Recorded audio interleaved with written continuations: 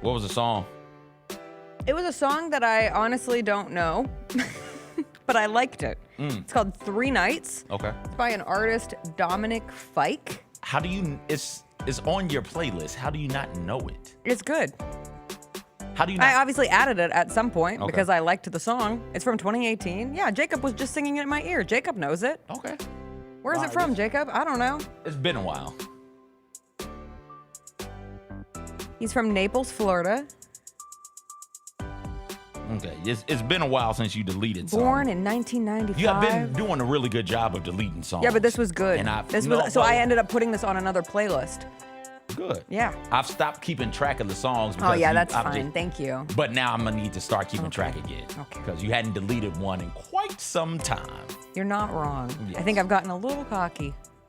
A little cocky. Yeah, that I can just keep all the songs. You Who do can. I think I am? You can. The if you want. Cloud? You decided to do this exercise What do I think my middle name is? The Cloud? 2 years ago? 3 years ago? How long have you been doing this? Like a year. No. Year Maybe and a half? a year and a half. Maybe a year. Okay. Anyway, this song was good. Dominic Fike, check him out. Okay. I don't know if he's still making music. I'm sure he is. It looks like he is. I'm sure of it. Oh, he's on Euphoria. I don't know who he is on Euphoria. Okay. Is that back yet? No, it's coming out this year. I Okay. think this month. Oh, there's a couple of them coming out Maybe? this month. Yeah, there's a lot suddenly coming out. Yeah. I need to get on track. The Olympics have me in a tizzy. I'm watching too many Twizzles. Excuse me? Yeah, the Twizzles. That sounds like the Wiggles rivalry move. group? Yeah, the Twizzles. Okay. They're like, ooh, look how tight these Twizzles are. And I'm like, yes. Oh, tight Twizzles. I absolutely know what you're talking about. Oh, man. I wish I had known about Twizzles. I'd have Absolutely. put the Twizzles in the headline. They are fun. Are they? What's a Twizzle? I honestly don't know. But what are the people doing as they twizzle? They're moving. Are they in the air? Are they Traveling spinning? 1-foot figure skating turn involving continuous, rapid, multi-rotational movements across the ice. That is a twizzle. What's up, everybody? It is Tuesday, February 10th. It is going to be a good day. Jessica Benson with you from the Grind City Media Studios in Memphis, Tennessee. CJ Hurt behind the glass. Coming up on today's show, Grizzlies lose in Golden State, a late one. We will get into the good, the bad, the ugly. Mike Wallace will join us to discuss all. It was a busy night in the NBA, some fights, some big games between bad teams. And somehow the Utah Jazz beat the Miami Heat. We'll get into all of that. A big night in college basketball as well. Arizona undefeated no more. Kansas takes them down without Darren Peterson. Will Coleman, former Memphis Tiger, will join us to talk some college hoops. Also, the Memphis Tigers back above 500 after 2 wins in a row. We'll do some TV Tuesday. The Olympics continue what we are watching. It is a Tuesday. You know what we say. Do the twizzle.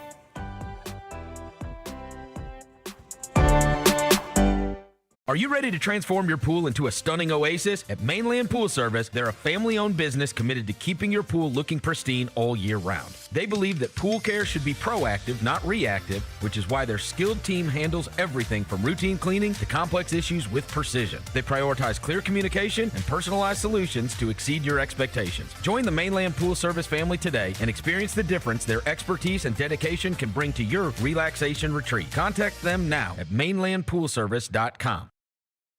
The long goodbye begins. A very special evening with Journey. Final Frontier Tour.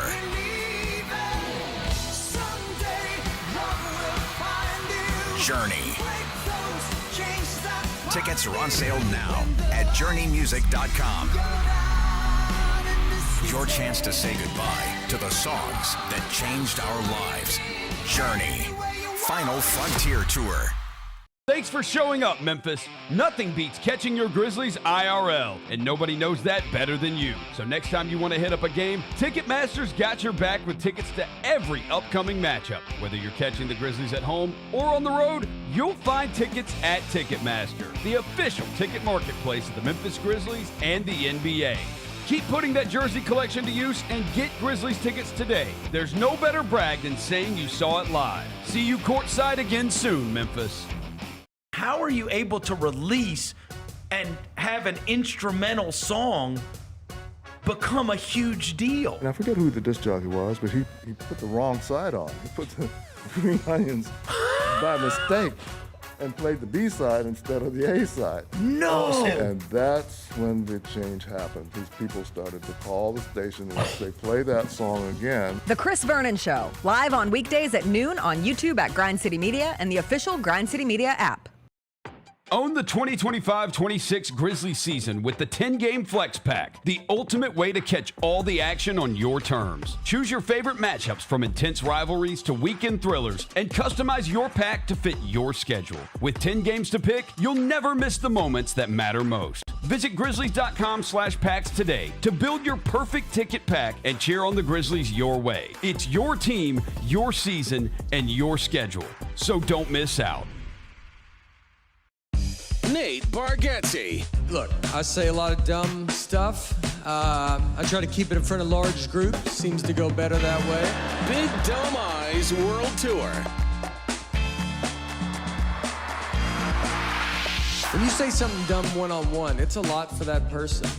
I'll say it, then I can just feel that they feel the weight of my life on their shoulders. Tickets and info at NateBargatze.com. Don't miss the Big Dome Eyes World Tour. Nate Bargatze.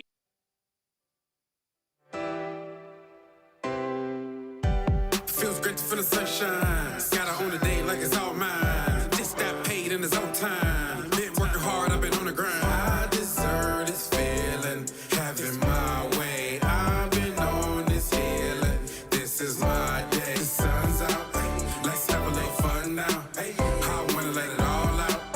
That's what it's all about. Cause I deserve this feeling, having my way. I deserve this healing. This is my day. Grind City Media presents The Jessica Benson Show with CJ Hurt. Live from the Grind City Media Studios on YouTube at Grind City Media and the official Grind City Media app. What's up, everybody? Happy Tuesday. I hope your week is off to a great start. I meant to bring in a special treat to the class this morning for those of my fellow Grizzlies fans who stayed up and watched the game last night between the Memphis Grizzlies and the Golden State Warriors. I was going to bring a sticker sheet that had Gold Star stickers, and I was going to give you a Gold Star sticker if you stayed up and watched that game last night, because you are the realest of the real ones. For those who did not stay up to watch what transpired between the Grizzlies and the Warriors last evening, let me tell you, would you call it art, CJ? Picasso, Monet, Beyonce, our greatest artist of all time. I think it's art. It was definitely art. Artistic? No, it's art. Oh, okay. It's art, but it's the art that your preschooler makes when you just give them crayons. Finger paints. No, finger paints have some sort of structure. Oh, okay, and okay. because an adult is around to make sure that you're putting the fingers in the right spot. Otherwise, paint will end up all over the floor. Now, I see the vision. This was just a 4-year-old with a crayon, and you said, hey, color, and then they did a bunch of 4-year-old things with it. And then you had to throw it up on the fridge like, oh, It's beautiful. look at you.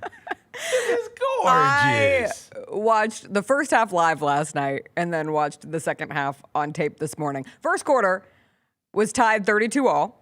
Second quarter, Grizzlies won 33-25, and then they led 66-57 at the half. Third quarter, the Grizzlies won 33-28. They led by as many as 17 points in the third quarter. A classic situation of this season. I believe it's a 13-point lead going into the fourth quarter. What's going to happen? The Grizzlies scored 15 points in the fourth quarter. 15 points in the fourth quarter. They lose by 114-113. The real kicker here is that they were up 10 with 4:17 to play after a Jalen Wells bucket. Up 113-103. I remind you, I said the final score was 114-113. So what happened for the last 4 minutes and 17 seconds of action for the Memphis Grizzlies? No baskets, AKA shenanigans. A game was played. Actually, in the last 8 minutes of action, the Grizzlies scored a grand total of 5 points. You can count them all on one hand. Warriors went on an 11-0 run to end the game. They scored the go-ahead bucket after they won a jump ball where Al Horford then missed a layup but got the rebound and got it to Guy Santos, who gave the Warriors a 1-point lead with 19 seconds to play. It would be silly to call a timeout in that situation, as the Grizzlies rolled with 2 rookies, 2 sophomores, and Gigi Jackson. It was Jalen Wells, Gigi, Cam Spencer, Jemai Meshack, Javon Small, and it did not go well. And the Grizzlies did not score, and the Grizzlies do lose 114 to 113. Again, I say you don't have to T-word when you have no bigs. They gave up 60 paint points to a Warriors team that is 30th in points in the paint this season. Who also doesn't have a big. Also that. With the exception of Al Horford, and he's my age. Sure. So they've got one old-ass big. Sure. There was a moment Your point there. stands. There was a moment where there were a bunch of those where Cam Spencer ends up guarding Al Horford just man up. But I was like, wait, is Cam matched up on Horford right now? Makes sense because they're all small. There's another moment where Javon Small has Horford, and you say to yourself, oh, I guess we're doubling Al Horford in 2025 on this Warriors team. Why the hell not? And they come with Cam Spencer on the double. So it's Small and Cam doubling Al Horford. And it's just like, if you put Cam on Javon Small's shoulders, said, okay, y'all And are put them in a basketball trench coat. players. Put them in a trench coat. Said, hey, go guard Al Horford. Can we try that at some point this season? They'd still be too small to guard him, wouldn't they? They'd get close. Okay. They'd get close. So you have no bigs. Your 2 best guards are both on minutes restrictions, returning from injury. Ty Jerome checks out at the 6:41 mark when the Grizzlies were up 11. Scottie Pippen Jr. went out at the 6:06 mark when the Grizz were up 9. Jerome, 19 points, 7 assists last night. Pippen, 11 points, 4 assists, 4 steals. I will allow you a quick cry. Just let one tear roll down the cheek to think about the fact that you never got to see those 2 come off the bench together in a mythical, healthy Grizzlies season that never came to be this year. But I give you 1 tear because then ultimately you just look at a team that has blown a 17th lead this season. I think the Grizzlies have had a double-digit lead in 17 of their 32 losses. And this most recent one, they were up 17 in the third quarter. But again, it's ethical when that is the roster that is out on the court, and ultimately the Grizzlies do not find a way to win that game. I can't get mad about it. I don't think you should get all that mad about it. It was a spectacle to stay up late and watch, and these West Coast games make it a little more difficult to stomach at times because How you're many tired. more do we have? You're tired. When is the All-Star break? We have one more game before All-Star break. They played the Nuggets. Nuggets have been struggling, if you will. They lost last night to the Cavs. There was a shot of Jokic sitting on the bench at one point where he just looked disgusted at his team. I think they've lost 5 of 6. Perfect time for the Grizzlies to roll into Ball Arena in Denver, Colorado. Jessica, stop it. You don't have to do that. Because they're going to roll in, and who the hell is guarding Jokic?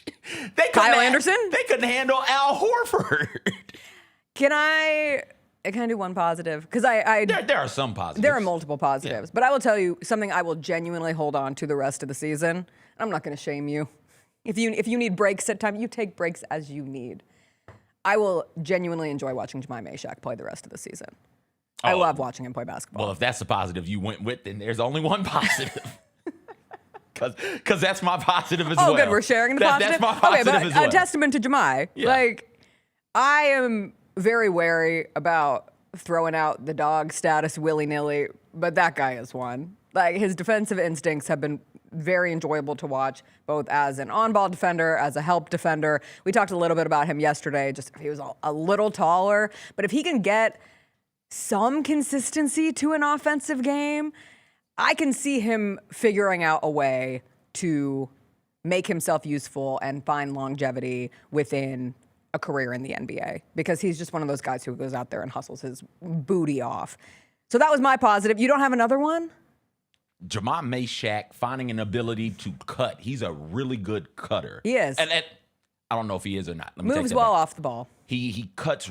He did a good job cutting to the basket in that game. If that's something that he can do consistently, then there's something there on the offensive end. You know, I was in watching the game, I thought, oh, I've seen Drew Holiday do that from the guard spot, where you could put Drew Holiday in the dunker spot and he would just flash to the basket and get good looks at the rim, like right there. Bruce Brown, another one who came to mind, where it is, okay, Bruce Brown is just always around the basket, and it's such a unique thing for a guard, especially a player those sizes, and throw Meshack in there as well, to be just cutting to the rim incessantly and finishing through contact and getting buckets in that sort of a way. So often we think about guards needing to shoot a bunch of threes on the perimeter, but if you've got one who can get downhill on cuts, there's value in that. And Brevin brought it up. His hands are so strong.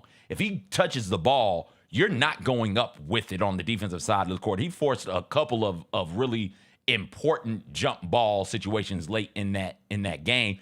And so it's like, oh, can this be a Lou Dort type? Can this be a Bruce Brown type? Brought him up. I'm blanking on the dude for the Pacers. Not Mathurin. Nembhard. Yeah. Can this be a Nembhard type of player? Is this something, if it continues to grow, if he continues to grow and develop, that you'll want to keep around for the next build? So yeah, Meshack is somebody I'm intrigued by. That was my good. The very bad, I'm not calling the loss very bad, even if watching the last 8 minutes of that game were tough on the eyeballs. The Cedric Coward injury is concerning. Hopefully we get more of an update today, but limped off the court coming out of the second quarter. I think he banged knees with Gigi fighting for a rebound, and then he stayed in. He didn't seem right. He did jog to the locker room at half, but he didn't return to play in the second half. And I just found myself thinking, you have got to be kidding me. Because if there is a reason for the season outside of the glorious fight for all of these teams, and we'll get into some of the shenanigans that happened across the NBA last night, it's about development, and specifically about the continued development of Cedric Coward for this team, all the young players with the Memphis Grizzlies, but perhaps none has a higher ceiling or someone who could move the needle immediately for this team more than Cedric Coward. And if he cannot go for any reason, I hope he's able to play in the Rising Stars event at All-Star Weekend coming up, where he and Jalen Wells and who else is there for why can't I think of who else? Cam Spencer, of course, not in the three-point competition, but still there for the Rising Stars, are all participating in LA next week. But I was like, please don't let it be a long-term injury, something with the knee for Cedric Coward that keeps him out, mostly for him, right? Like every minute, every rep you get as a young player in the NBA absolutely matters. And we've talked about Cedric Coward too, from the standpoint of he didn't play a whole lot last year at WSU, 6 games. And you already have the advancement of going from a college season into an 82-game NBA season. But this is someone who needs the experience of playing through a long basketball season, and that would just be such a bummer. So we will cross our fingers, cross our toes, say a little prayer, and hope that Cedric Coward is not on some sort of extended injury list. Yeah, he needs the reps. He needs the experience. When you think about rebuilds, there are like complete and total rebuilds where nobody's going to be around when it's all said and done. And then there are rebuilds where I think the Grizzlies find themselves, where we think and they think they have players who are going to be around for this next iteration of the franchise, and Coward is one of them. So you want him to get as much experience as possible and be ready to go when it's time to pedal to the metal and start making deep playoff pushes and things of that nature. And like you said, he hadn't played a whole lot the past season. Last season, you want him to get as much experience as necessary. And that game, as goofy as it got at times, those fans were into it. That felt hostile, and it felt like a moment that could have been a chance for some players to get some of those war wounds we talk about, some of those scars that you need to be strong enough to make it through a playoff run. Granted, it's a regular season basketball game against 2 bad teams in the middle of February, but that environment, kudos to the Warriors fans. That felt important to them. They were all the way in. They cared way more than my husband. Well, hey. My husband just wants them to save Steph Curry, give Steph Curry something at this point. And no Steph last night, and of course no Jimmy Butler for the Warriors. Can we play? And no Chris Stapps either. And still no Chris Stapps. I look forward to seeing the debut of Chris Stapps Porzingis for the Golden State Warriors. When? Exactly. Okay. Can we play my favorite game? Yes. In today's edition of Was it a fight? CJ Hurt, fight connoisseur. Do we need like? We do need like a game showy music, Okay. maybe a graphic, Okay. maybe something funky. But for now, was it a fight with CJ Hurt, our internal All right, fight they go connoisseur? head to head. That's fine. That's not. Oh, And that's then a he- punch in the face. That's a punch. That's a yeah, punch. he's being. Oh, that's another one. Thank goodness Tobias Harris is there to hold him back a little bit. Musa is really trying to go get Dern. All right, I mean, still I trying think to go Dern get put him. his fingers in his eye. He certainly grabbed It him wasn't and just a mushed his traditional face. mush. Yeah, he got him by the neck too. Like he mushed that man. All right, Bridges. I forgot Bridges pushed him. Yeah, this is three dudes who might want to fight one another. Okay, Like so we're at Bridges- 3. We're at 3. Bridges needs to do a bit more, but the other two, they're in it. They're ready to go. Thank goodness Knipple is there. Also, And Duncan Why is- Robinson somewhere. Why is Knipple there, Jessica? Because he knew that Musa Diabate wouldn't hurt him. The words of Con Knipple after this incident happened. Oh, still And there we punching. go. Still punching. Is it a bird? Is it a plane? No, that is Isaiah Stewart, damn it. It is a fight.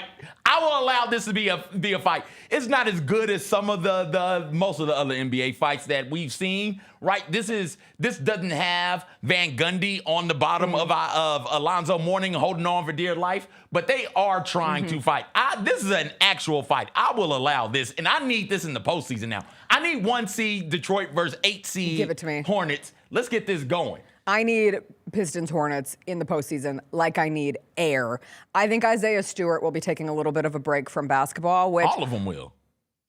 Isaiah Stewart has the history working against him. However, I'm a pacifist. You know me. I'm a pacifist.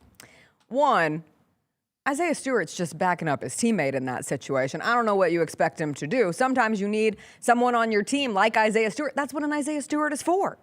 You're a bouncer. You're an enforcer. You're there to protect your guys. And also, it was against Miles Bridges, so like it's fine. Just let it go a little longer. Jacob, Just let it keep going. The headlock was, he flies into that. I tried to I couldn't find a great angle of the headlock, but Isaiah Stewart came off the bench. Knees still wrapped. He's got ice on the knees, but he about that action, man. If it's time to fight, it's time to fight. Injuries be damned, ice be damned. I got to throw hands. Can we get Duncan Robinson up real quick? Please, I have 2 favorite extracurriculars of this fight. One is Duncan Robinson, who just walks away. He looks so dejected when it's all. Right, Look there at him. he is, There he 55. is right there, 55. Look at him. Look how his shoulders slump. Everybody else is trying to break it up. Duncan's like, come on, guys. Come We don't on. have to do this. Can't we all just get along? Look how dejected he Can't we all just... But my other favorite Yeah. is the Hornets mascot that's just bebopping around there. The Hornets mascot Wait, is there's just... a mascot? Yes, and it's Throw just it back up. I wanna see bopping the mascot. around. Like, this clip needs genuine Curb Your Enthusiasm music behind it. Jacob, I said it. Maybe you didn't see it. But the mascot is just... Right. Okay, wait for it. Wait for it. It's a lot of holding, a lot of whispering. And there he is. I don't know how I got here. Well, also, what's the respectfully? I don't know how I got here. Respectfully. What the hell is the old lady doing? Why She's is she probably so one of the close? people who was keeping Yeah, everything but, at but bay. at a certain point, you got to look around and say, "Oh, these are large men seeking to do one another harm. They got it. Let I me mean, the get second all I the see way out of Isaiah here. Stewart, I'm like, I'm out. I'm done. The We were second just- you see, the second I see him, it's like, yo, you got it, dog. There's no way in hell I'm trying to break up Isaiah Stewart. We were like just getting situated on the couch to do our evening TV watching, and I'm just scrolling on social media. And I go, oh, I think there was a fight. Pops up. Oh, that's a legit fight. Oh, Isaiah Stewart's there. That's why. Oh, of course. Isaiah's- No, that is not why. He just is there. He's like a moth to a flame.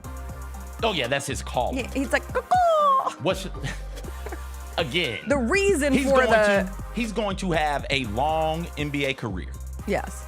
And the only highlight package we'll have of Isaiah Stewart is him fighting. Yes. Is him trying to get at LeBron, is him in this situation, is him in the other fights that he's been a part of. That's the only time I ever see Isaiah Stewart highlights. It's when he's fighting somebody. And I love it. We didn't even talk about the Jock Landale Timberwolves situation. I was going to say, there was a fight in that game, too, wasn't it? Nas Reed was going Mo do-si-do Gay. with Mo Gay. Yeah. They just had each other And by the Jock collar. Landale's like in it. Did you see his scratches? Yeah. Like, those things look bad. That's what happens. They were just grabbing and tugging and pushing and pulling, so that wasn't a fight. This one was a fight. Con Knimple. I knew he wouldn't hurt me. Oh, sweet baby. You sweet baby. All right, I'm glad that you can designate it as That's a fight. That's a fight. Not a... Was the Hawks Timberwolves a fight? No. That was a skirmish. A kerfluffle. No, it wasn't. It didn't escalate to kerfluffle. It was a skirmish. A skirmish. It was a skirmish. We need to also, production meeting, Okay. as we make a song, make a theme, make a graphic, we need a scale. A sliding, an official the sliding scale scale. is going to be the graphic. Yes. So Fight. from fight to What's the smallest? dust up. How about a conversation? Okay, conversation. Okay. So fight, conversation, dust up, skirmish, Kerfluffle. scuffle, kerfluffle, Oh, okay. Kerfluffle is the Brouhaha. evolution. fight. I love a brouhaha. Okay. Good to know. That one was a brouhaha. And then Isaiah got up off the bench with the ice still wrapped around his knees. Like, okay, yeah, this is fight now. This is good stuff. I don't know. That was a real punch thrown. Yeah, nothing landed, Like the though. second Diabate threw the punch at Duran. Nothing landed. Yeah, so in order for the fight to come, you got to land something. Isaiah Stewart is an escalator from a brouhaha to a fight. You throw that in and suddenly you're like, you know what? Just Actually, a dash it of is. Isaiah Stewart. Sprinkle of Stewie. A sprinkle of beef Oh, we stew. got to do a Donnybrook. I got to put Donnybrook in there somewhere. Unfamiliar with the term. I got you. Explain it to me during the break. Got it. Okay, we'll take a break. Mike Wallace is going to join us. We'll talk to him about the Grizzlies, the NBA, all that and more after a quick break. It's a free-for-all. A Donnybrook. It's a free-for-all brawl. So that's after the fight. Oh, I like a scrap. Grizz Nation gets set for tip-off 1 hour before every Grizzlies home game with the warm-up show. Get the latest news, notes, and analysis live from courtside at FedEx Forum. Who's going to be the tougher team that rebounds and prevents second chance opportunities? Join me, Lang Whitaker, along with Michael Wallace, Jessica Benson, and other personalities from Grind City Media, Memphis, and around the NBA. 1 hour before every home game, live at Grind City Media on X, YouTube, and the official Grind City Media mobile app. Let's face it, there's a lot of trash talk in basketball, but the great teams let their performance do the talking. Like Ford F-150 with Pro Power on board, a class-exclusive industry-first feature that turns your truck into a mobile generator and leaves the competition speechless. Ford F-150, official truck of the Grizzlies. Greatness starts here at your Mid-South Ford dealer. Class is full-size pickups under 8,500 pounds, GVWR. Kroger shoppers and Grizz fans. Want exclusive last-minute discounted ticket deals texted straight to you? Sign up with the new Kroger Buzzer Beater deal. Fans can sign up by texting Grizz to 636-479 or visit your local Kroger store in the Delta Division and scan the QR code. By signing up, you agree to receive recurring automated promotional and personalized marketing text messages from the Memphis Grizzlies. Consent is not a condition of any purchase. Message frequency varies. Message and data rates may apply. Thanks for showing up, Memphis. Nothing compares to catching your Grizzlies IRL. And that all starts with buying tickets at Ticketmaster, the official ticket marketplace of the Memphis Grizzlies and the NBA. Ticketmaster gets you to the game so you can catch every highlight. Put that jersey collection to use for the next game and get Grizzlies tickets at Ticketmaster. Whether they're here at FedEx Forum or on the road, Ticketmaster's got your back when it comes to scoring tickets. And there's no better brag than saying you saw it live.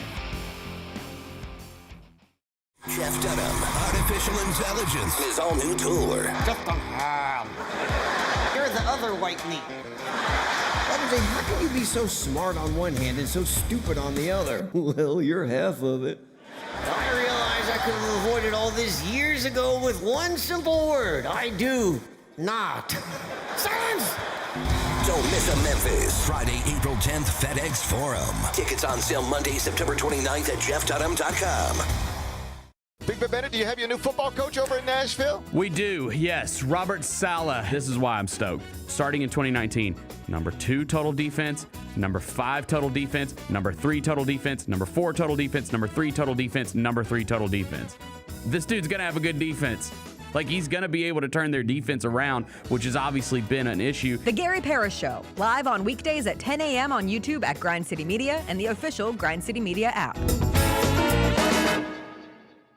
The Grizzlies are proud to team up with Prime Global Group, a company on a mission to redefine real estate investment. By leveraging deep experience, strategic insight, and robust resources, Prime Global Group is shaping a smarter, socially responsible future. Whether you're an investor or simply curious, now's the time to explore innovative strategies that align with your values. Join the movement and discover how you can be a part of this exciting evolution. Visit primeglobalgroup.net to learn more and connect with the team today. That's primeglobalgroup.net.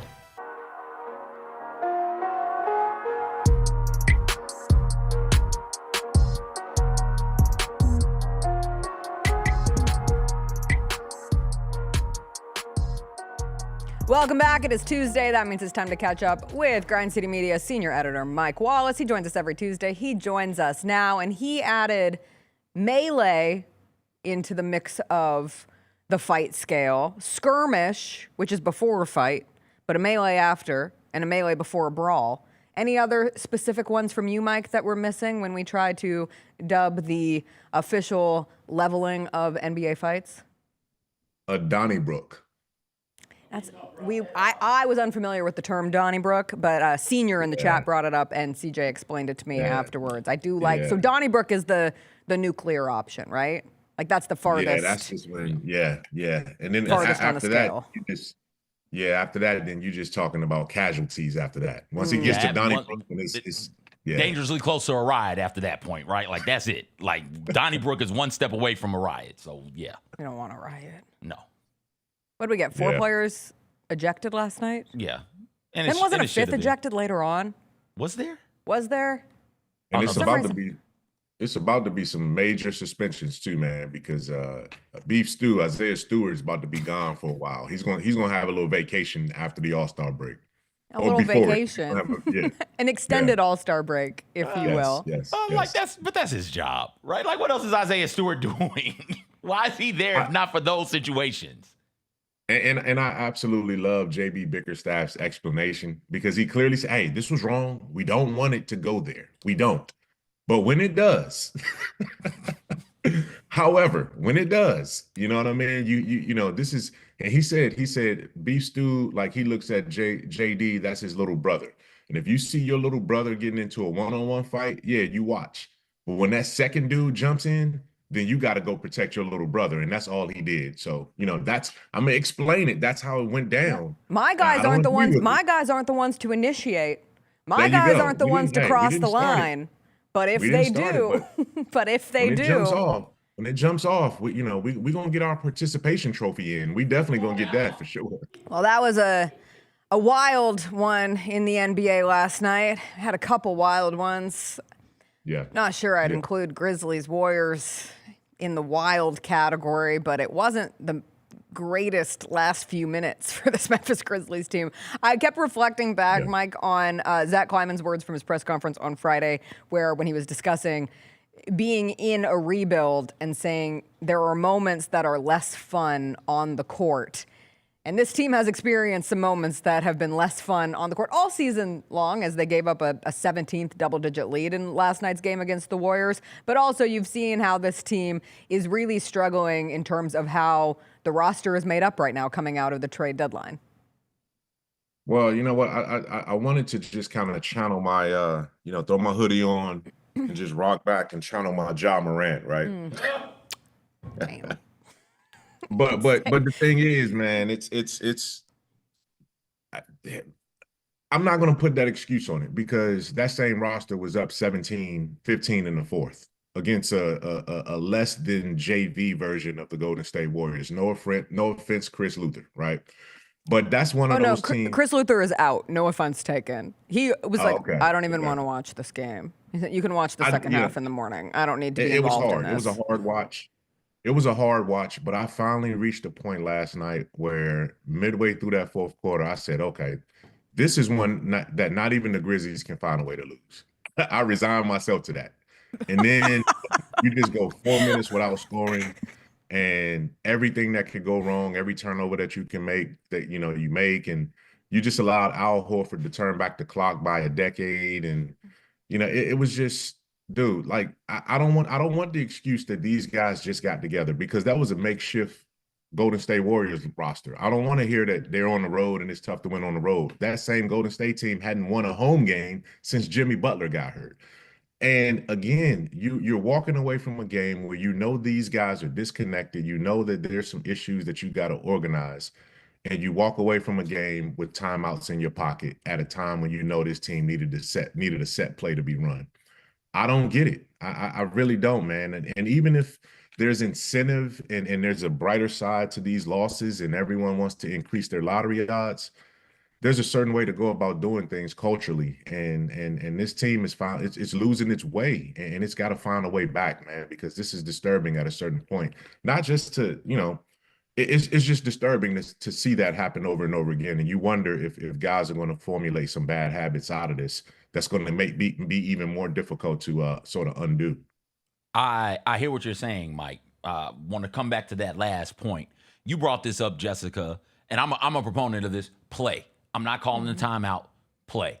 Now, when Cam Spencer gets that rebound with 4.5 seconds, roughly 4 seconds left on the clock, I would have called a timeout in that moment just to get everything organized. It was too chaotic, and I didn't think that Cam Spencer should be put in that position to have to make that type of a decision quickly. I'm not sure if he knows how much time is on the clock. I'm not sure if he knows where he is on the court. So when he goes down there and battles, they did battle. He battled for that rebound and got it. I would have immediately tried to get the time out. I hear what you're saying, Mike, on your latter point about you don't want bad habits to form. But, like, honestly, how many of these dudes are going to be around? How many of these guys who are on the court in that moment do you expect to be a major part or any type of part of whatever this next iteration of the Grizzlies looks like? It's not a complete rebuild, because I think that they do have a couple of pieces that will be. I think Coward will be. Edey will be. Now, beyond that, I'm not sure what this rebuild would look like. How many of those guys do you think are going to be around? I mean, again, like, you're not just going to, if you tear down the roster, you got to build it back up. You're not going to get all-stars on the roster. You're still going to get some variation of young guys, mid-career veterans, and whatever guys that you have coming back from injuries. So Cam is going to be around. Cedric wasn't on the court last night, but Javon probably still be there.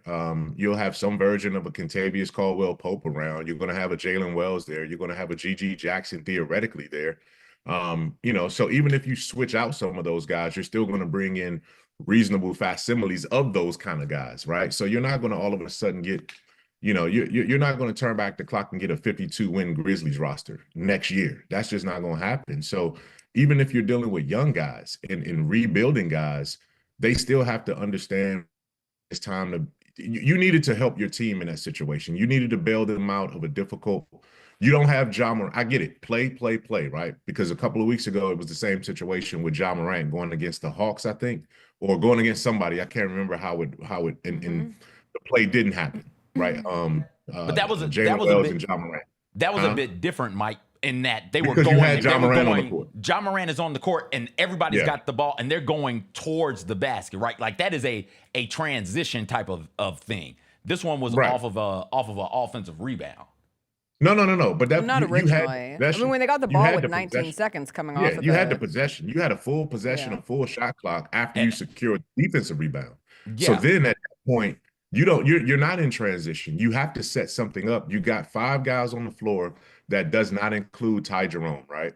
And that's the guy that you say, okay, if there's anybody I'm gonna trust to get through this without a timeout, it's probably Ty Jerome if Ja Morant isn't available. Once you don't have that and you're not transitioning, you're basically, getting up the court, running a half-court set with nobody knowing where to go, knowing who should have the ball, and it's a scramble situation.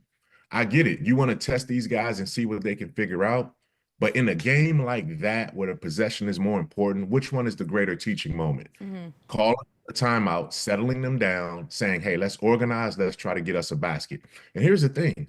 In that situation, you were going up against a Hawks defense that had a whole bunch of switchable guys, and you understood that it was going to be tough to get to the rim. In this situation, you're going up against a scrambled, Golden State Warriors team that's just as confused about what they're doing as you are. So it's almost like, dude, give yourself a chance to organize instead of just letting it just, man, I can't explain it. It was hard to explain last night watching that. I don't want to put it in the same category, but I do want to open it up to a bigger conversation within the NBA this week. And this conversation is frankly going to continue through the rest of the season coming out of the trade deadline, and the number of teams that are, I will not say actively trying to lose, but not gunning for postseason aspirations. How about we put it that way? Like the Jazz last night, they tanked and failed. Like they once again sat Lauri Markkanen, Jaren Jackson Jr., and Yusuf Nurkic the entire fourth quarter, but Bryce Sensabaugh said enough and hit a three with less than a minute to go to put the Jazz on top. And you even had Bam Adebayo for the Heat after the game saying, quote, "We've got to find a way to win against teams that are, I guess you can say, trying to lose." Hell of a quote. Terrible quote to be coming out of the NBA. And I see this general frustration already kind of situating itself in, and the Jazz have been egregiously open on what they are trying to do, especially since trading for Jaren and how things have been manipulated in the fourth quarters of some of their recent games. Do you have a viable solution for the NBA? Because people are going to get fed up. Yeah, not going to be. There already are. Like, you already have challenges with this league, right? You have a lot of issues with this league, and it's a great league. Obviously, we all work in this league, and we enjoy everything we do. But we will be, it would be irresponsible to just ignore what's going on right now across this league. Is there a solution? Absolutely, there is a solution. Do not incentivize teams for losing games. Do not, even if you talk about a lottery, then you know what? Flatten the odds. Even more so, have your non-playoff teams, in some kind of pecking order, and then have your playoff teams, or just flatten them out and go, lotteries. It's a wide open lottery, and you cannot win the number one. You can't get a top 4 pick in consecutive years. Just like you have the repeater tax for salary cap violators, you have to have lottery tanking lottery violators. You cannot have the top 4 pick in consecutive years. So challenge yourself to say, okay, look, we might be bad for 2 years. It might be a 5-year rebuild, but we only get one crack at a top 4. The next time we're going to be slotted somewhere between 5 and 15 or 5 and 13 or whatever, 5 and 14, whatever the lottery is. And that takes away some of this, because here's what's happening. Not only are these teams incentivized for losing, and they're intentionally being less competitive than they can be, is how I'll say it. But it's also throwing a monkey wrench into some really, really tight playoff races where seeds are going to be determined from 1 to 5, right? 1 to 4. And that's not fair either, right? So you got to figure out a way to get a handle on this, because if your organization excels at being bad and losing, then that tells you something. And it's a slap in the face to your fan base too. Only analytical nerds are the ones that are just grasping and loving the whole, hey, tank and get your, tank and get the number 1 seed type stuff. I hate that discussion. Anybody that's ever played and won anything doesn't believe in that. Yeah. I mean, and we're coming off a year where the team that got the number 1 overall pick was the Dallas Mavericks, who we watched play the Memphis Grizzlies in a play-in game. So it's not as if they represent success in the utmost of tanking. And you have teams like the Kings. I mean, I've already seen the conversation start of like, what organization is the most worthy of the number 1 pick this year, as everybody races their way towards it. And you'll have Kings fans say, look at us, we're in the midst of a 13-game losing streak, and the recent lives of Sacramento Kings fans have been absolutely brutal. But I don't know, man. It's hard. We've watched that Kings team, the way they handled the end of the Grizzlies game just however many days ago, where they sat some of their big players down the stretch. And I know, like, the big joke has become this idea of ethical tanking, but I don't necessarily think ethical tanking exists, if we're being frank. No, there's no such thing. And look, I could tell you more. I can give you more examples of teams that fought and tried to do it the right way and just remain competitive and got the number 1 pick, more so than teams that absolutely bottomed out and got the number 1 pick. You know what I mean? Like, think about it. You talked about Dallas, right?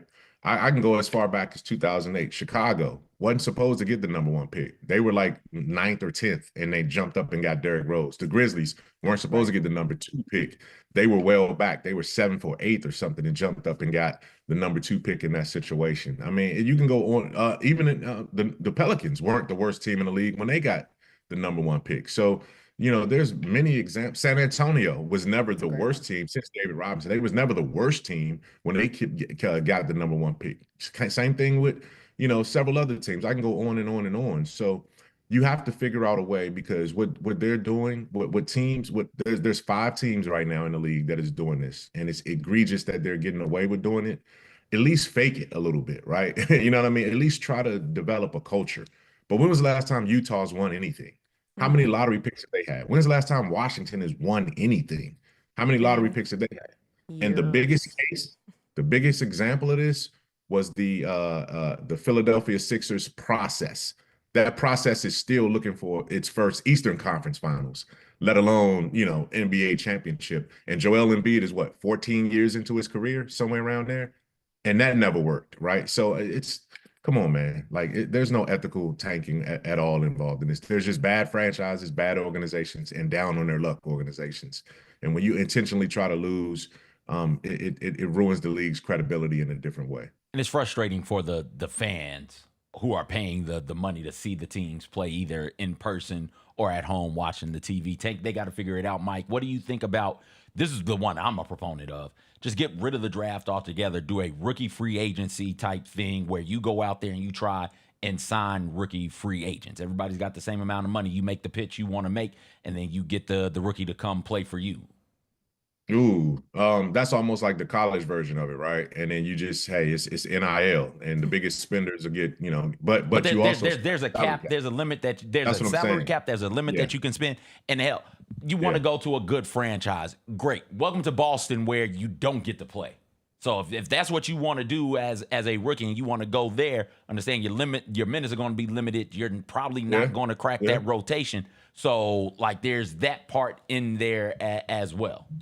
No, I mean, I get you. I think that's more of an extreme alternative. And everything should be on the table because it's gotten to the extreme in terms of the problem, right? So there's going to have to be some extreme solutions.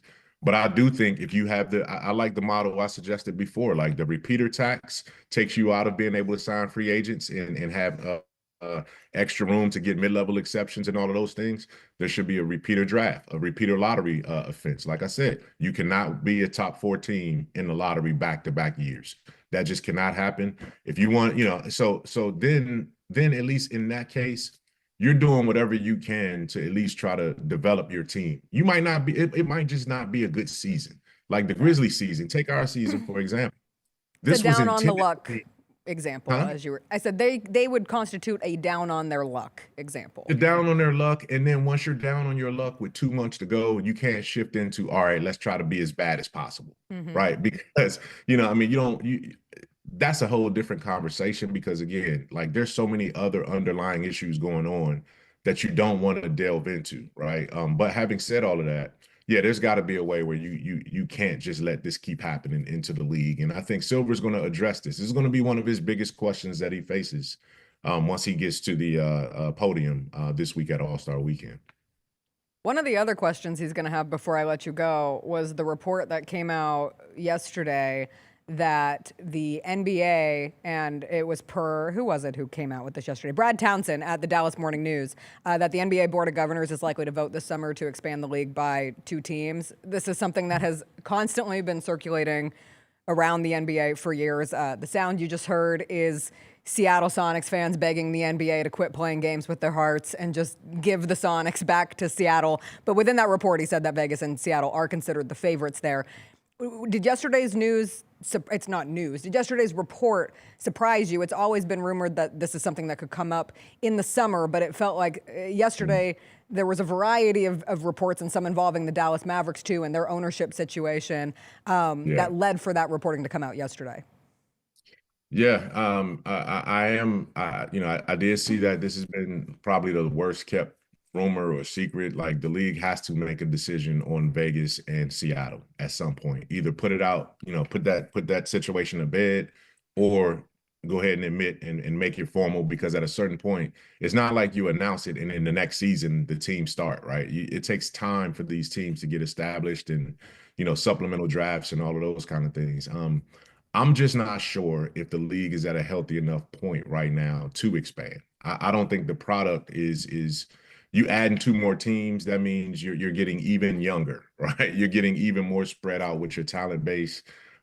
It's 30 teams right now. Do you need to go to 32? I don't know if it still has that kind of. I think Vegas and Seattle will both be successful markets, but I think it's going to be even harder for some of the smaller markets to continue because you're bringing in a financially backed market in Vegas, and then you're bringing in one of the top cities in the country in Seattle in terms of population. So those are going to be fine.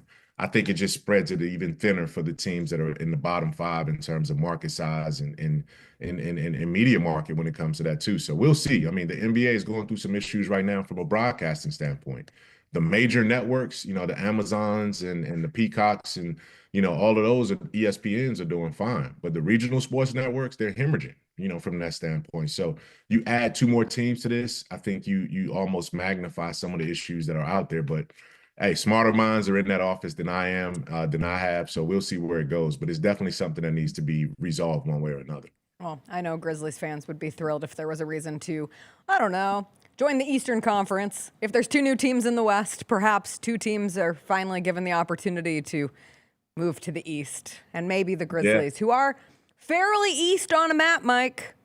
Maybe they are, but you still have Minnesota coming. Actually, the whole Mississippi River team, Minnesota, Memphis, and New Orleans. Like somebody said there should be a play-in type, not even a play-in, like a NBA Cup type tournament for that grouping of teams. And even somebody said the Thunder should get to participate, and I don't agree with that because that seems unfair. But everyone's trying to leave the Thunder. But they should have the chance to all play each other for the 2 new spots that would ultimately shift over to the Eastern Conference. But knowing the Grizzlies' luck, they'd go to the East, and then the East would be really, really good all of a sudden. Wait a minute.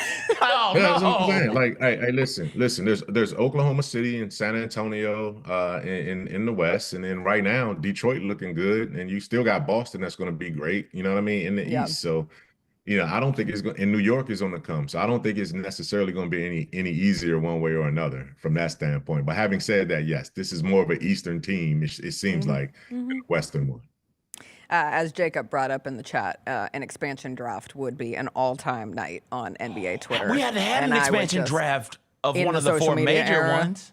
No.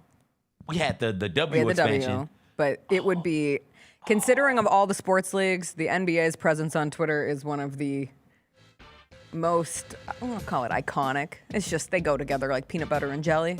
Expansion draft night would be out of this world. But we have many days to talk about that ahead. Mike, thank you for joining us on this Tuesday. We will see you next time. All right, no doubt. Take care now. We will take a quick break. When we come back, Will Coleman just walked in the studio. We're going to talk some college basketball with him, and on the subject of potential top picks in next year's draft. Big game for Kansas last night. Darren Peterson didn't play in it, but they upset Arizona. Arizona no longer undefeated. We'll talk to Will about that, plus the Memphis Tigers, who have won 2 games in a row and are above 500. That's all with Will after a quick break.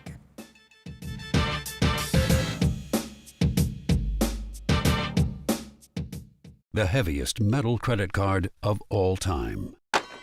Rumored to be one of only 18 in existence. Plated with the very same tungsten that forged the International Space Station. And wielded at business dinners like a samurai sword. It's a classic corporate power move. But the real power move? Having end-to-end visibility on your most critical shipments. FedEx, the new power move. I risk my life to tell y'all these truths. Cat Williams is back.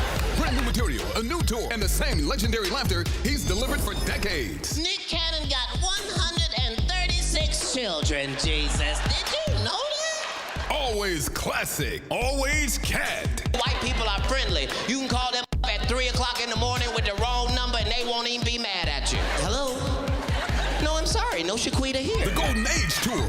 March 6th in FedEx Forum. Get tickets at Ticketmaster.com. Grizzlies fans, dunks, dimes, and no-looks are great on TV, but nothing compares to catching them IRL. And that starts with buying tickets at Ticketmaster, the official ticket marketplace of the Memphis Grizzlies and the NBA. Ticketmaster gets you to the game so you can catch every highlight in person. From seeing your favorite Grizzly stars up close to hearing the squeak of the sneakers on the hardwood. Put that jersey collection to use and get tickets at Ticketmaster. There's no better brag than saying you saw it live. See you courtside, Memphis. How are you able to release and have an instrumental song become a huge deal? And I forget who the disc jockey was, but he put the wrong side on. He put the Green Onions by mistake and played the B side instead of the A side. No! And that's when the change happened. These people started to call the station and say, play that song again. The Chris Vernon Show, live on weekdays at noon on YouTube at Grind City Media and the official Grind City Media app.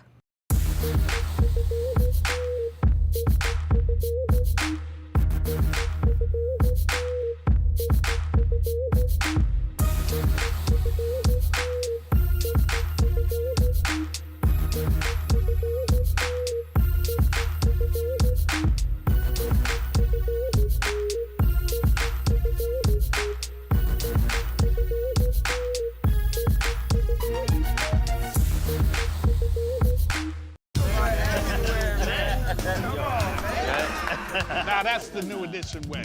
I feel like there's another level we can take it to. What you think, Mike? 2 steps ahead of you, Slick. What's good, bro? What you doing, man? I'm in. Woman, you don't even know what I'm getting ready to ask you. Here's the vision. All 3 of us on the same stage every night. Gonna be crazy. No barriers, no separation.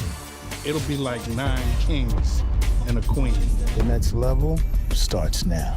Grizz Nation gets set for tip-off 1 hour before every Grizzlies home game with the warm-up show. Get the latest news, notes, and analysis live from courtside at FedEx Forum. Who's going to be the tougher team that rebounds and prevents second chance opportunities? Join me, Lang Whitaker, along with Michael Wallace, Jessica Benson, and other personalities from Grind City Media, Memphis, and around the NBA. 1 hour before every home game, live at Grind City Media on X, YouTube, and the official Grind City Media mobile app.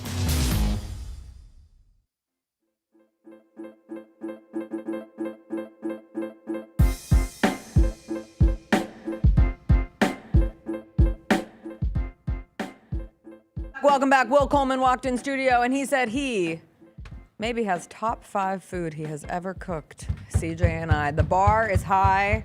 Look, I can see something over here. I see. It's orange. It's orangish from what I can see. Well, you've done this before. You got to grab the microphone, dog. Yeah, you don't even have the microphone up. We can't down. even hear you. Careful, careful. Gary broke it yesterday. Yeah, pull Come the on, mic up. Gary. There we go. Okay, there we go. Come on, Gary. Almost like a waffle fry type What do situation. we got? What do we got? What Top do we got? 5 right here. Top 5. Top 5 right here. First, Okay. let me get this out my pocket. Y'all gonna need this. Yes, sir. We got. What we got? We got. What we got? Fried What? catfish and spaghetti. Catfish and spaghetti! Woo! Catfish! Spaghetti! Let's go! Woo! Yes! Yes! Give me mine! That's you right. Give me mine! This me? Yeah, that's you. Yeah, right. Will Coleman!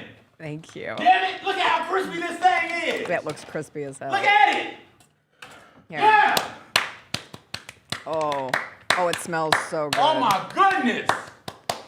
We got some hot sauce. I forgot tartar sauce. So I don't know if y'all do. I don't eat tartar sauce. I use Tabasco. Thank you. Put a lemon in it? I'm gonna set you up while I take this first bite of catfish at 8:56 a.m. Oh, I'm Is it good? That's spaghetti. Oh, it's so crispy. Oh, listen to the You hear the crisp. crunch You of hear it? the crunch? All right. Will, so somebody talks while we do this. Memphis Tigers, they've won 2 games. They just kicked the butt of Charlotte. As they should. What have you enjoyed? They beat UAB. They beat Charlotte. They're now above 500. They're 4th in the American. We don't have to pretend like this season is magically turning around, but there have been 2 more encouraging wins than what we were talking about the last time you sat here. What has impressed you most? Just did. Ooh. Ooh. See. Oh, that's good. That's really good. just the ability to that's my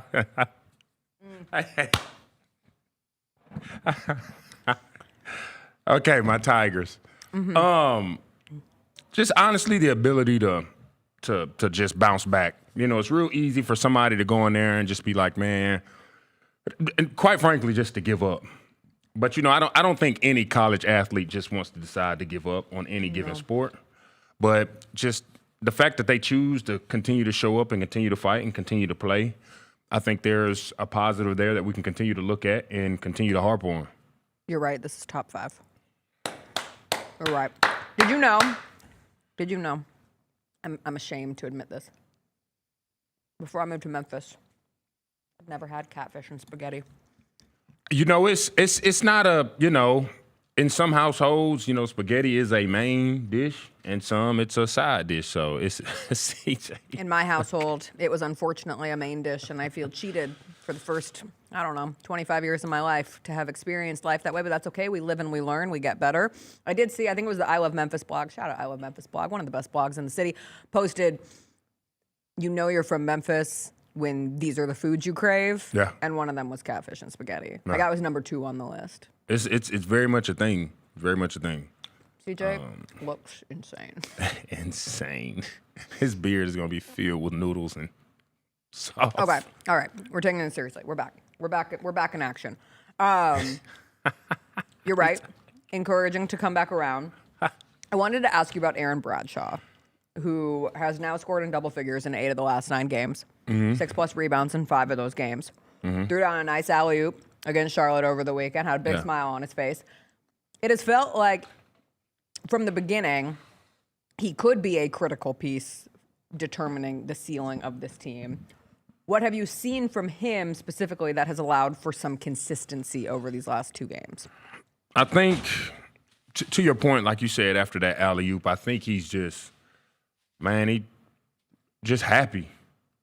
You know, you can tell when a basketball player, or just any athlete, you can tell when they're having fun again.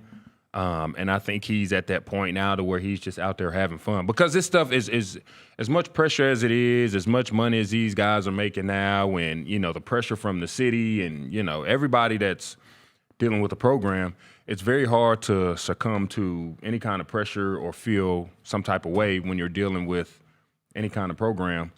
But I feel like he's really in a space again now to where he's, you know, he's happy, he's having fun again, he's playing carefree. And when you play like that, that's when you get your best.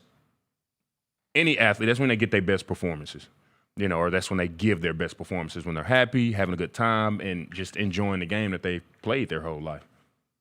Do you feel differently about this team today than you did when we talked to you last Tuesday? Nah, you know, I would like to say yes, but I mean, it's always, you always take into consideration of who you play. You know, we played UAB, Sincere had 40, you know, which was cool. You know, we played Charlotte, beat them, you know, beat the stew out of them. But again, as a program that has as much history or is as prestigious as Memphis once was, these are the games that we're supposed to do these things to these particular teams. We're supposed to run the table in conference. We're supposed to beat guys by double digits. You know, right now, you know, we don't have an opportunity to prove, you know, out of conference things, you know, games and fun and stuff like that. It's over with. You know, now we got to keep the main thing, and that's to win out in the conference, to get a chance to go to the tournament. Okay. There is only one undefeated team left in college basketball. It is Miami of Ohio. You were big on Arizona. You are big on Cola Pete. But Arizona loses to Kansas last night, 82-78. Wild Bill Self stat before we get into the Darren Peterson of it all. Bill Self has coached 15 top 10 matchups in Allen Fieldhouse, where Kansas is the lower ranked team. 15-0 in those games. 15-0 after their win over Arizona last night. And Kansas does do it without projected top pick Darren Peterson. He was out for flu-like symptoms, according to the team. He did not play a flu game. We cannot have a flu game if the person with the flu does not play the game. And I would never say that you should play through illness. However, Will, frankly, Darren Peterson has become such an enigma of the college basketball season because when he plays, he so clearly looks like the number one pick in this year's NBA draft. He just won that game against Texas Tech where he hits the big threes down the stretch, but he has also missed half of Kansas's games this season. And you had the game where he sits out in the second half against BYU with cramping, where he's going up against someone in AJ Debonsa who is the closest to being his competition for the number one overall pick. He sits out last night in a game where you were taking on the number one team in the country. Does that concern you about Darren Peterson? Man, I guess it's one of those things where you kind of look at it and it's almost like a gamble, right? Because it's like, same thing happened with, I don't know, let me think. Same thing happened with Kyrie? He missed half a Duke season. Sure. But he still showed up in NBA. He was like, Didn't all right. Ben Simmons do that? I know Kyrie did. I know Ben Simmons did. No, I don't know if Ben Simmons. I think he did. But then you got Blake Griffin. I mean, he played college, but he missed the first year of NBA basketball because of his kneecap. And I just think when you got guys like, Darren, and you got guys like Kyrie, scouts and people just see it. I mean, he's very easily walking over the competition in college basketball. And I just think when you look at stuff like that, it's like, all right, this guy's he's ready for the next level. Now, is it stuff that has been, okay, I think it's ticky-tack stuff with your average athlete, like cramps, if you get sick or if you battle, nagging injuries. But like, I think I think you're fine there. That's just. In a week where, bad example because she ended up getting hurt, but not specifically because of this injury. But I'm like, damn, I just watched Lindsey Vonn compete on a torn ACL, which again, not advisable. But in comparison, we're used to seeing players want to play. When we dub someone great, usually associated with greatness is the desire to never run away from the biggest moments of competition. And I am not saying Darren Peterson is running away from the biggest moments of competition. It is just factual that in arguably the two biggest marquee matchups of his season, he sat out for the half of one against BYU and sat out entirely against Arizona. And if you're sick, you're sick. Yeah. That's what my mom used to say. When I would be like, I don't feel well, can I stay home from school? If you're sick, you're sick. But there are consequences. You can't go do the things you want to do. You can't go to practice. You can't hang out with your friends, whatever. And in this case, I think the consequence of Darren Peterson not playing in these games is he does end up getting talked about from a standpoint of, is this something that should be concerning? His play, the opposite of concerning. Like you just watch him and you're like, oh, you could plop him into an NBA game tomorrow and he would be effective. CJ's sweating on the squats. How many squats was it? 103. Okay. 103. Man, You finished? Yeah. You can't tell? One of us is making sure, just in case, just in case Chloe needs to clip something. We can't both be doing squats. But tired. I'll do them after. No, I totally agree. I totally agree with you, and I guess that's why these guys get paid the big bucks at the next level to kind of interpret or decipher or look into. Is this something we should be concerned about? Is he gonna show up when it's time for us to hey man, we need you to guard Shy tonight. We got a big OKC matchup. I'm just thinking of point guards he'll probably guard. Sure. But is that something that's concerning? It could raise a red flag for a lot of people, and some people may be like, man, he's fine. I'm taking him. Right, and then there's the idea of, well, when he's a pro. Yeah. Like, if you were treating this season for him as get me to the next level, I don't know. It just sits a little funny. You could look at it. His agent probably. No, his agent, the people guiding him, whoever it is clearly saying, like, you do not have to strain yourself to play in every game. Earlier this season, I thought it likely was a situation where if he had the smallest of twinges in something, it's like, I'm not playing. I'm out. I'm not going to risk getting hurt. And then last night it becomes the sick thing. And there was an anecdote that I hate to even bring up because I hate how it came out. Somebody filmed somebody texting at the game last night. And it wasn't someone who works for KU, but it was someone who was involved with, I believe, the ESPN stats crew that was there. And he essentially texted somebody saying, he's sick, didn't tell anyone in practice. So Bill Self said, don't half-ass it if you're going to play. If not, sit. and Darren Peterson said, "F it, I'm out." And that's obviously somebody secondhand. The game of telephone can get lost. The KU assistant athletic director jumped on Twitter, quote tweeted the post, said, one, this person is a contracted employee, doesn't work for the university. 2, he has no inside information. He's simply speculating. 3, can we not film people texting and zooming? I hate that. I think it's creepy. It just man, it's creepy as it's somebody always out there. You never know, man. It's cameras everywhere, dog. You can't hide no more. Can't hide no more. Same, Texas A&M game, the police officer, is he bumping, he going around agitating football players. I mean, and then when everybody sees this stuff, they're like, how did you get this? It's like, who had their camera out to grab this? But it's like, in the world of sports. I think it's nasty behavior to try to see what somebody, and I'm nosy. I'm a nosy Nancy. I love to snoop. I'll be sitting on an airplane, and if I see somebody having like a fight on text and I'm sitting behind and you use that giant font for whatever reason, I'm like, I'm now reading a book on this plane. But to film it and post it, that is a line that I just think as a society, it's just whatever, we're cooked. Yeah, it's all bad. But I still think, he's a solid number 1 pick. I think for me, just as a basketball player, obviously I'm not an NBA scout. I don't know what scouts look for. Obviously, you see a 6'4" point guard, you're going to start watering at the mouth. But for me and AJ, I like Darren over AJ because Darren has showed up, hey, I can lead a team plays, yes, to win a game. And AJ just kind of, he's a 6'9" point shooting, small, power, big. He can do everything. And I know that may be alluring to a lot of guys, but, essentially I would assume you would want somebody coming to your program that can help you lead it and win games. And Darren has shown that, and AJ hasn't. He's a stat sheet stuffer for sure.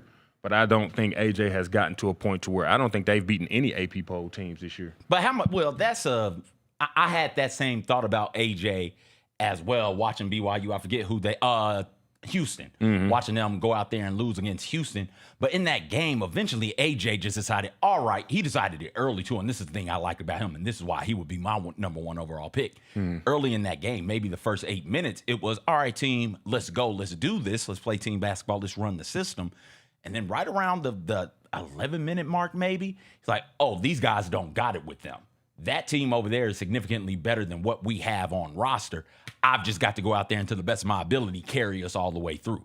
And I don't think that BYU team is good without AJ on there. It reminds me some of like a Steph Curry at Davidson, where, Steph Curry is incredible. That run he went through the tournament, we'll always remember. But like that next year, Davidson wasn't that good, and Steph was still there. It became once we lock him down, what the hell are the rest of the dudes around him going to do? Right. And that the team let him down. John Morant at Murray State, another example of that, where John Morant is really, really good. Right. The dudes around him aren't necessarily as good. And I think that's what the case is with AJ. What about you? And just, man, the ability to be a player like AJ, and I think that's most impressive about a lot of basketball players. But like you said, athletes of that caliber, when they get to a point, they're just like, all right, I need to turn it on. Yeah. And they just go. And it's just like a mental thing. And he, to his credit, he had 28 points in that game. Yeah. Right? And he was that. If he wasn't out there, they get ran off the court. But he had 28 in that game. For sure. Meanwhile, Kansas still beats Arizona without Darren Peterson. But, Darren's supporting cast is way better than AJ's supporting cast. Exactly. And it's like, I think Flory and one other guy, they both had, 25? That game against Arizona. Yeah. So when you have those guys that can show up when it's time for them to show up versus, BYU's supporting or AJ supporting cast have been struggling, they've been streaky. Yeah. It's very easy for, Darren to be like, all right, I'm going to take a night off versus AJ's like, man, I got to show up every single night because if not, we're going to get smacked by 20 every single game. And it's like averaging 30 points or putting up 30 in a collegiate game is not easy at all. Yeah. And so, I don't know, man. Now you got my wheels turning. Yeah, you got to think about it. It's something to think about. I enjoy. I watch college basketball right now. I got a touch of the madness. Is going to be full blown come March. Right. Yeah, the camera stays on you, Jessica. By the way, I got to stop doing leg day on Monday nights. My hamstrings are killing me this morning. Yeah. We did those like ball rollouts at the end, and just like as a burner, and I'm having many regrets. Anyway, 13 to go. Yeah, Goodbye. you got it. Watch Duke UNC over the weekend. What did you think about that matchup between Boozer and I always want to call him Williams. He's not Caleb Williams. He's Caleb Wilson. Yeah. I don't know. Boozer just got it, man. He's just my favorite. Him and Cole Pete are just my two. Yeah. What do you like about Boozer?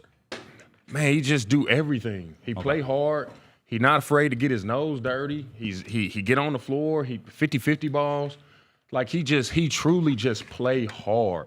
And you got a lot of people who too cool or who don't like to do certain things, but his touch around the rim, he can handle the ball. Like that's the thing that I like the most. Not just handling the ball, but I'm watching that game. It's like, oh, I feel like I'm watching young Sabonis. Yeah. Right? Like I'm watching a big who you can legitimately say in the next level. And at this level, hey, go facilitate the offense. And he's a great passer out of the double team and the post. Like you said, he can put the ball on the floor and go by you from the top of the key as well. That's the thing I like the most about Boozer. I see, and he can't handle the ball as well as Boozer, but for me, I think of somebody like Sengun. Yeah, another one. That you can say, hey, facilitate the offense for us from a big spot. I think Boozer can handle the ball a little better than Sengun, but that's who I see when I see Boozer. He just a hybrid big who can do whatever you need him to. Set a solid screen, big body, get guys open,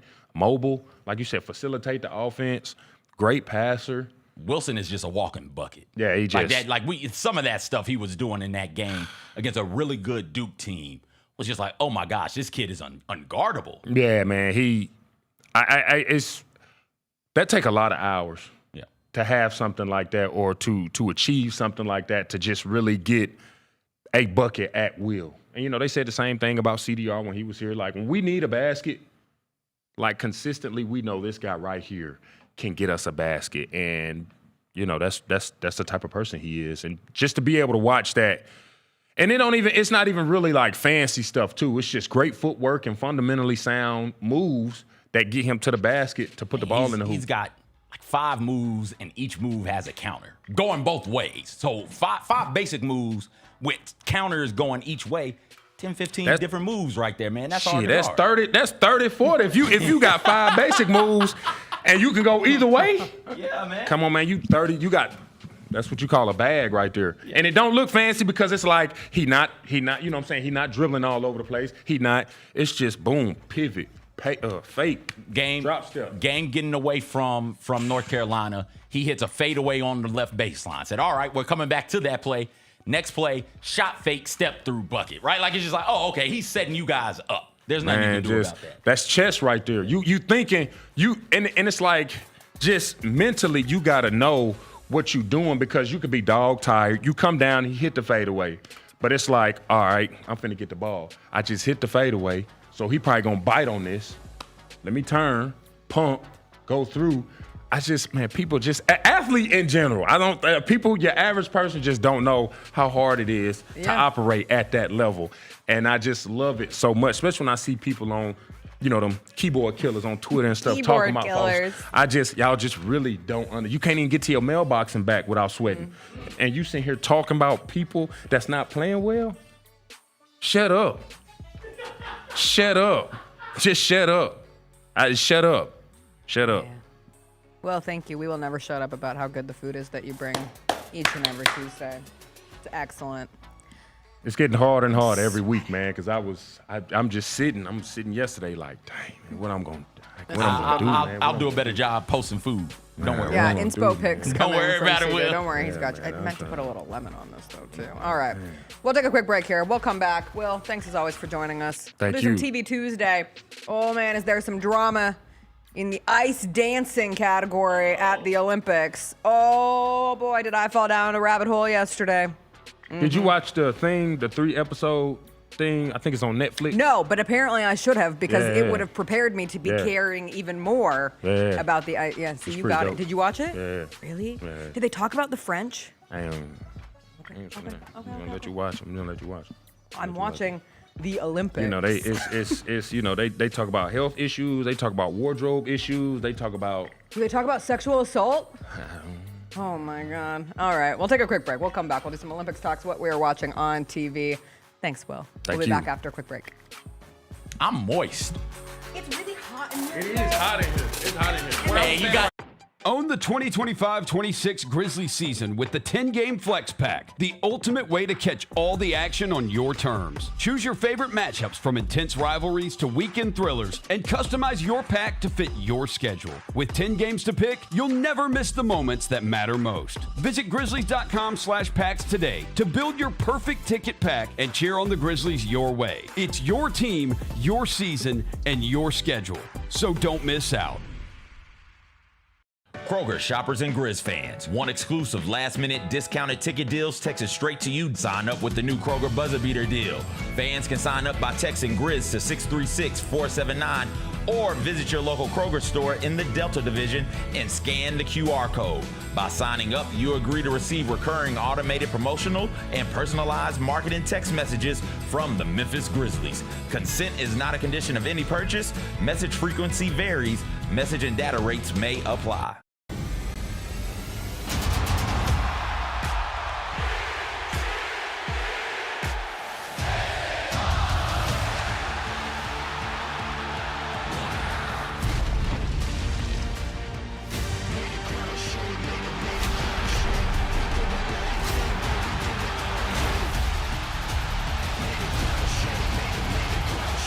Memphis, Monday, February 16th. Tickets and Ringsider packages on sale now. Jeff Dunham, Artificial Intelligence, his all-new tour. You're the other white meat. How can you be so smart on one hand and so stupid on the other? Well, you're half of it. I realize I could have avoided all this years ago with one simple word. I do not. Silence! Don't miss a Memphis. Friday, April 10th, FedEx Forum. Tickets on sale Monday, September 29th at jeffdunham.com. Big Ben Bennett, do you have your new football coach over in Nashville? We do, yes. Robert Saleh. This is why I'm stoked. Starting in 2019, number 2 total defense, number 5 total defense, number 3 total defense, number 4 total defense, number 3 total defense, number 3 total defense. This dude's going to have a good defense.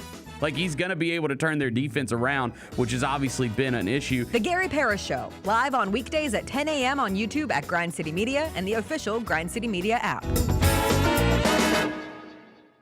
Sonic Radio. Welcome back to Sonic RNDIO. That spells radio with me, the CIO. This just in, the new Sonic $1.99 menu lets you build a crave-worthy meal for just $1.99 an item, whether that's a creamy shake, crispy tots, or a quarter-pound double cheeseburger. This just out. Ostriches. They're mean, not very cute, and in my opinion, way too big for a bird. Don't miss the Sonic Fun 99 menu. 5 items, always $1.99. Live free, eat Sonic. Tax not included. See menu for details.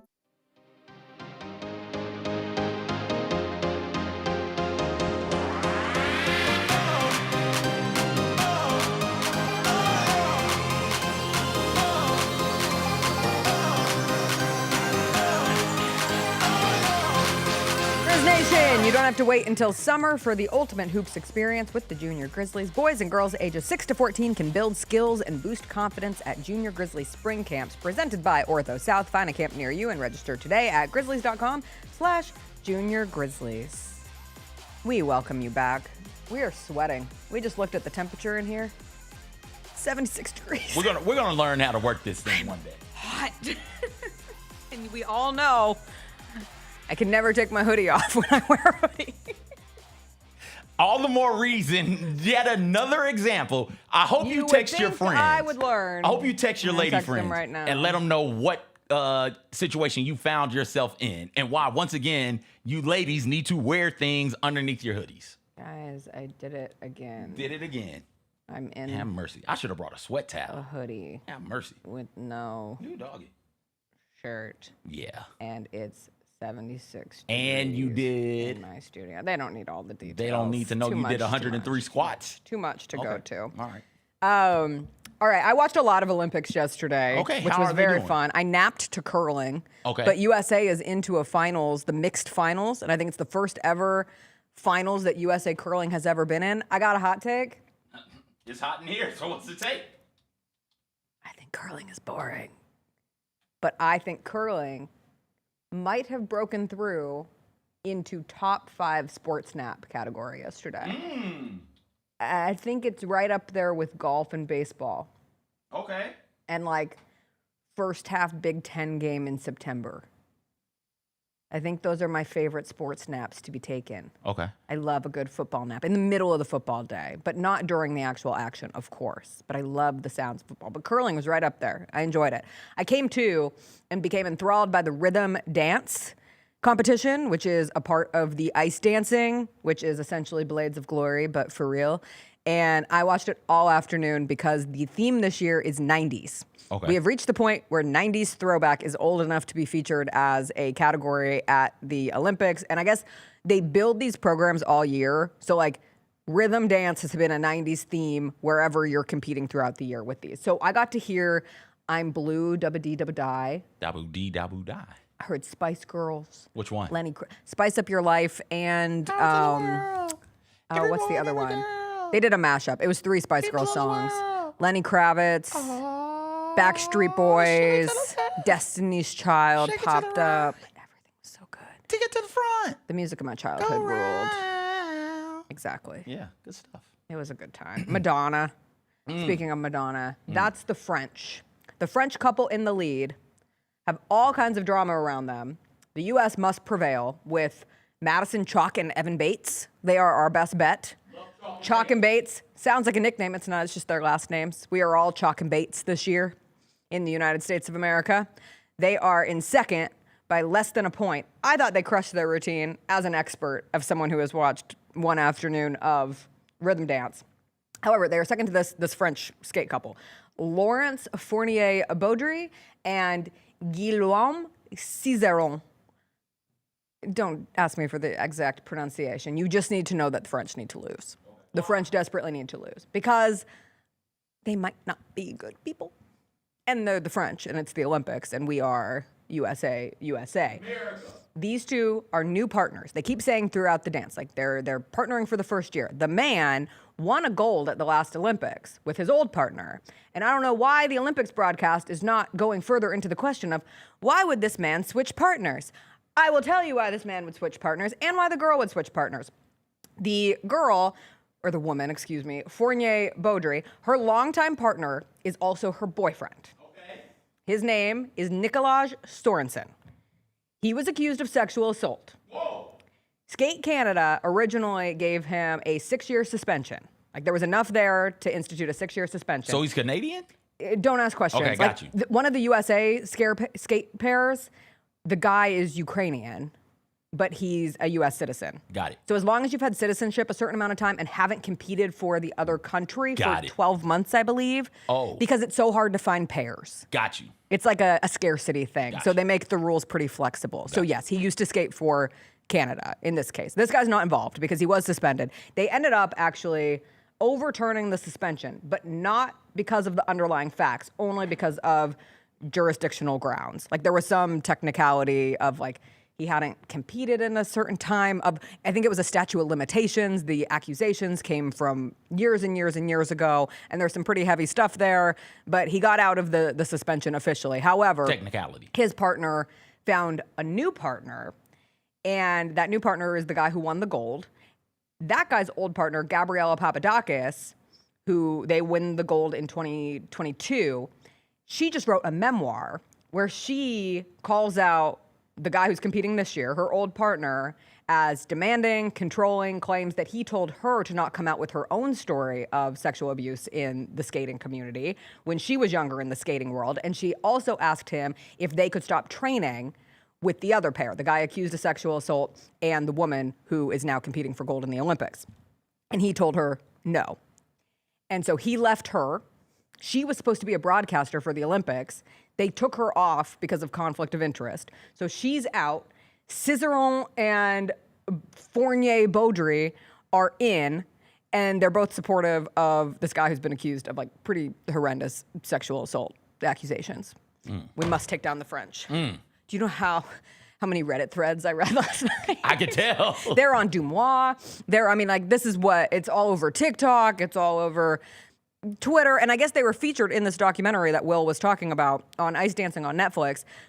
But the only thing that came out on that in regards to those accusations was the woman essentially saying, like, I know my boyfriend and I know he wouldn't do that. Famous words of anyone, you know. He's a really nice guy. But anyway, the French must lose. All allegations, but it's the Olympics, and so America must prevail. Okay. So my afternoon was filled with 90s bops and tales of sexual assault. So who else can they get? Because I don't want that team to medal at all. So even if the U.S. wins and they get second, they still get a medal. I don't want them to medal at all. Some people don't want the U.S. to medal either because apparently Chalk and Bates invited them to their wedding. And so some people have seen that as an act of support. But then others say that the wedding invitations came out before this memoir piece came out as like an added layer of all of this. So many are rooting for the Canadians. Okay. But I root for the United States of America. I think they just made a mistake. Wedding invitations are tough, you know. Yeah. But yeah, and it's close. They're probably going to win. The French are probably going to win. I've learned that it's all political. People like broke down their routine, and there were a lot of issues with the Twizzles, some might say. And they still scored the highest. Anyway, things to watch. All right. There was also a skier that won a gold medal yesterday who's afraid of heights. How does that work? Yep. I'm like, could you have not chosen an easier field? Because you got to ride the lift up to the top of it's ski jumping. And I'm sorry, let me be more clear. Won a gold medal in ski jumping, which I was watching for scientific reasons following the accusations that came out last week about the hyaluronic acid being potentially injected into certain parts of male ski jumpers' bodies to help with the aerodynamics. So I wanted to watch the ski jumping. Which parts of the male skiers' bodies? The penis is the scientific wording used in the New York Times article. I just want to be perfectly clear. But anyway, this German skier, Philipp Raymond, he is afraid of heights. He had to pull out of competition the last go-around, and he came in 6th, and he won the gold. How about I'm like, why are you putting yourself through this? It's like a dude winning a medal who's afraid of water. Yeah, like I'm going to swim, but I'm really afraid of swimming. Terrified of drowning. I hate the water. They're impressive. Good for him. Snoop still running around out there? I haven't seen him. Okay. I've been watching the Gold Zone. Gotcha. He hasn't popped up. All the skating yesterday included Johnny Ware, who I'm watching on Traders, so that's a weird NBC crossover in my life at the moment. And then I'm watching Fallout. Okay. Haven't watched any. I watched one more episode of Wonder Man, but I haven't made it to the episode. Okay. I watched episode 5, and it was so far better than the rest of the episodes. Really? Yeah, episode 5 was. I got to get back on some TV, but I like to watch the Olympics in the afternoon. Man, the Olympics are here. The madness is coming. I know. I'm thinking about the bracket I got to fill out, men's and women's. So I won't catch them on TV till like April probably. Yeah, I'll figure it out when we get there. All right, everybody. CJ has a pit meeting, so we got to go on this Tuesday as we always do. Have a wonderful rest of your day. We will be back tomorrow. The Grizzlies play their last game before the All-Star break. Grizzlies Nuggets tomorrow in Denver. D'Angelo Williams will join us.